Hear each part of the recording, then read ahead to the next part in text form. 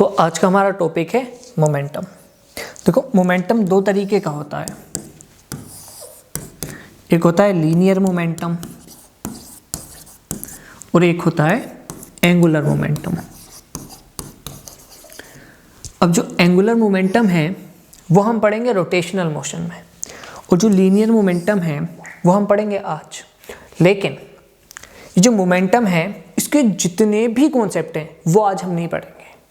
उसका रीज़न क्योंकि जैसे जैसे आप फिजिक्स में आगे जाओगे तो मैं लीनियर मोमेंटम को बहुत विस्तार से समझाऊंगा। अभी बस एक मोमेंटम का इंट्रोडक्शन है, ठीक है। चलिए चालू करते हैं। देखो मोमेंटम को डिनोट करते हैं P से, और मोमेंटम जो है वो एक वेक्टर क्वांटिटी है, ठीक है। और मोमेंटम का अगर फॉर्मूला देखोगे तो वो होगा मास इनटू वेलोसिटी। मोमेंटम एक वेक्टर क्वांटिटी है, वेलोसिटी भी एक वेक्टर क्वांटिटी है, ठीक है। और ध्यान रखना जो डायरेक्शन वेलोसिटी की होगी वही डायरेक्शन मोमेंटम की होगी। मतलब आप एक नोट पॉइंट लिख सकते हो कि momentum is parallel to velocity. मतलब इसका मतलब सिंपल सा इतना है, जिधर वेलोसिटी की डायरेक्शन होगी उधर ही मोमेंटम की डायरेक्शन होगी। एक एग्जांपल ले लेते हैं। मान लो इस सर्किल है, अब इस सर्किल में एक बॉल इस तरह से एंटी क्लॉकवाइज रन कर रही है, ठीक है, इस तरह से एंटी क्लॉकवाइज। तो वेलोसिटी इस तरफ होगी, ठीक है। अब ए पॉइंट है, बी पॉइंट है, सी पॉइंट। अब अगर मैं कहूँ कि ए पॉइंट पर, बी पॉइंट पर और सी पॉइंट पर मोमेंटम की डायरेक्शन निकाल लो, तो देखो आप क्या करोगे, सिर्फ वेलोसिटी की डायरेक्शन निकाल दोगे, वही मोमेंटम की डायरेक्शन होगी। जैसे अगर बॉल इस तरफ मूव कर रही है तो वेलोसिटी इधर होगी, इस तरफ मूव कर रही है तो वेलोसिटी ए पॉइंट पर इधर होगी, बी पॉइंट पर वेलोसिटी इधर होगी, सी पॉइंट पर वेलोसिटी इधर होगी, ठीक है। तो ए पॉइंट का मोमेंटम का डायरेक्शन ये हो गया, बी पॉइंट का मोमेंटम का डायरेक्शन ये हो गया, सी पॉइंट का मोमेंटम का डायरेक्शन ये हो गया। सिंपल सा, जिधर वेलोसिटी की डायरेक्शन होगी उधर ही मोमेंटम की डायरेक्शन होगी।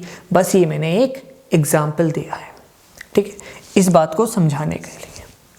चलिए आगे चलते हैं। अब यूनिट देख लेते हैं, ठीक है। अब देखो ये m क्या है, मास। मास की यूनिट क्या होती है, किलोग्राम। v क्या है, वेलोसिटी। वेलोसिटी की यूनिट क्या होती है, मीटर पर सेकेंड। तो किलोग्राम मीटर पर second is the SI unit of momentum, ठीक है। चलिए आगे चलते हैं। अब ये क्वेश्चन कर लेते हैं। मोमेंटम में इस लेक्चर में बहुत नहीं समझाया जाएगा। जैसे जैसे आप आगे बढ़ोगे और मोमेंटम की जितनी ज़रूरत होगी उतना ही बताएंगे आपको, ठीक है, उसी वक्त बता देंगे। अभी तो बस आप एक फेमिलियर हो जाओ मोमेंटम से, ठीक है।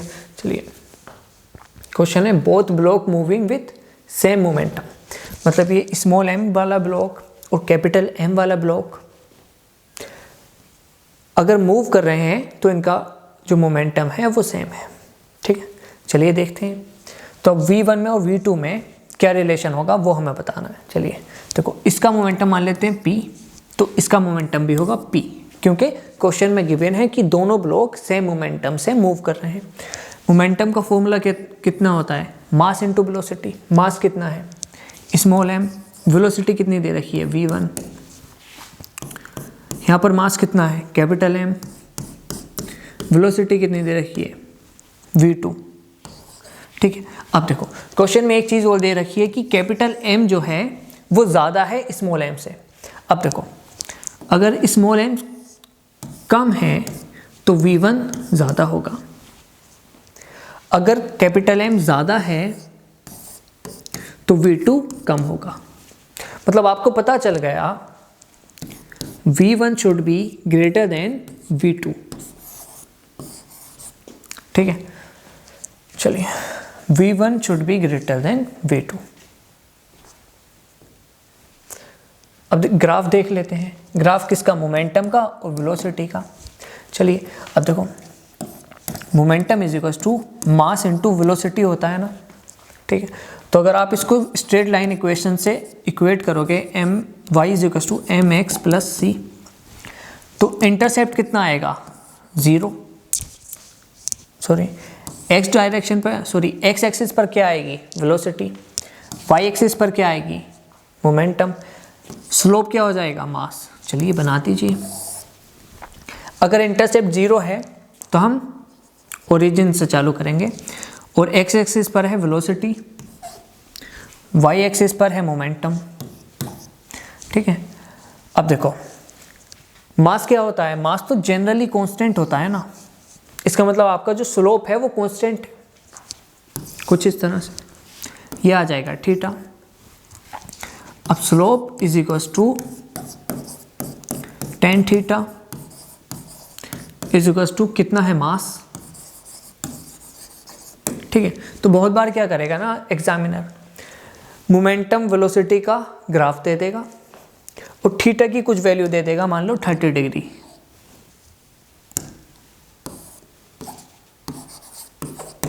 फिर क्वेश्चन में पूछेगा कि मास बताओ। अब अगर आपको पता है कि मोमेंटम वेलोसिटी का ग्राफ का स्लोप मास देता है तो आप खट से निकाल दोगे। आप क्या करोगे, मास इज इक्वल टू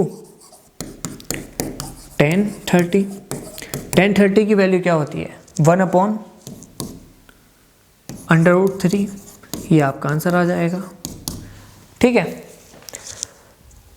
चलिए उम्मीद है लेक्चर अच्छा लगा होगा। Thank you.